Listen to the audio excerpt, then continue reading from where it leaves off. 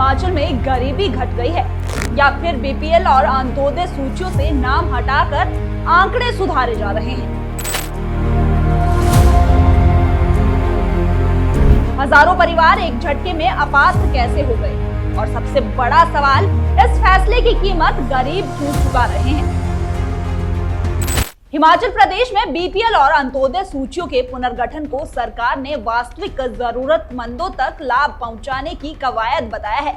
लेकिन सवाल यह है कि अगर यही सच है तो ग्रामीण इलाकों में बेचैनी, गुस्सा और असंतोष क्यों फैल रहा है? क्या यह सुधार है या गरीबों के नाम पर किया गया सबसे बड़ा बहिष्कार?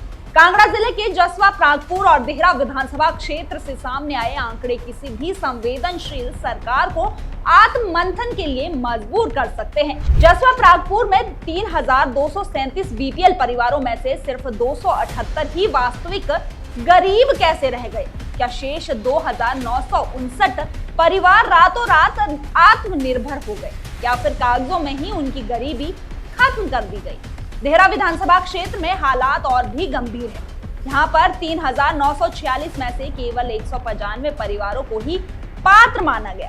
3751 परिवारों को अपात्र घोषित कर देना क्या प्रशासनिक उपलब्धि है या सामाजिक विफलता?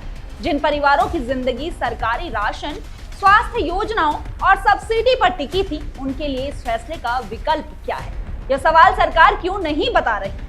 सरकार की नई गाइडलाइन इस पूरी कवायद की रीढ़ बताई जा रही है। और अब अगर किसी परिवार के पास एक पक्का कमरा है तो वह गरीब नहीं माना जाएगा।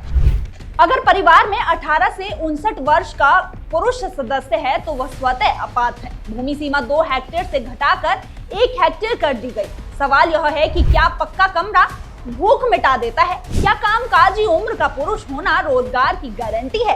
और क्या 1 हेक्टेयर जमीन आज के समय में आर्थिक सुरक्षा का प्रमाण बन चुकी है? लोकतंत्र की सबसे निचली इकाई पंचायत की भूमिका भी इस प्रक्रिया में सवालों के घेरे में है। कई पंचायतों में ग्राम सभा का कोरम तक पूरा नहीं हुआ, फिर भी सूचियां तैयार कर दी गई। निर्वाचित पंचायत प्रधानों को दरकिनार कर उपमंडल अधिकारी, खंड विकास अधिकारी और पंचायत निरीक्षक के खंड स्तरीय कमेटी को अंतिम अधिकार दे दिया गया। क्या यह विकेंद्रीकरण है या सत्ता का केंद्रीकरण? पंचायत प्रतिनिधियों के आरोप और भी गंभीर है। उनका कहना है कि मात्र 50,000 रुपए वार्षिक आय वाले अत्यंत गरीब परिवारों को भी सूची से बाहर कर दिया गया। घ्योरी पंचायत में 182 परिवारों में से सिर्फ 5 को बीपीएल में रखना क्या किसी भी सामाजिक सर्वे की विश्वसनीयता पर सवाल नहीं उठाता? अगर यही चयन का पैमाना है तो फिर बीपीएल सूची का उद्देश्य ही क्या रह जाता है? प्रशासनिक अधिकारी नियमों का हवाला देकर खुद को सही ठहरा रहे हैं।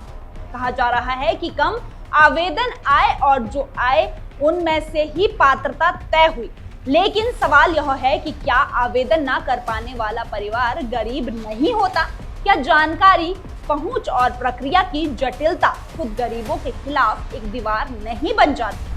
असल मुद्दा यह नहीं है कि सरकार ने गाइडलाइन बनाई, बल्कि यह है कि उन गाइडलाइनों का असर किस पर पड़ा। अगर हजारों परिवार योजनाओं से बाहर हो गए तो क्या सरकार यह जिम्मेदारी लेने को तैयार है कि उनके लिए वैकल्पिक व्यवस्था क्या होगी? या फिर यह मान लिया गया है कि सूची से नाम हटाते ही उनकी जरूरतें भी खत्म हो गई है? आज गांव में सबसे बड़ा सवाल यही है, क्या बीपीएल और अंत्योदय योजनाएं अब गरीबों के लिए नहीं बल्कि आंकड़ों को संतुलित करने के लिए है? और अगर ऐसा है तो क्या यह नीति सुधार है या सामाजिक अन्याय? इसका जवाब सरकार को देना ही होगा। तो आपकी इस विषय पर क्या राय है, हमें कमेंट करके जरूर बताएं। अगर वीडियो अच्छा लगा हो तो वीडियो को शेयर और पेज को लाइक, फॉलो करना ना भूलें।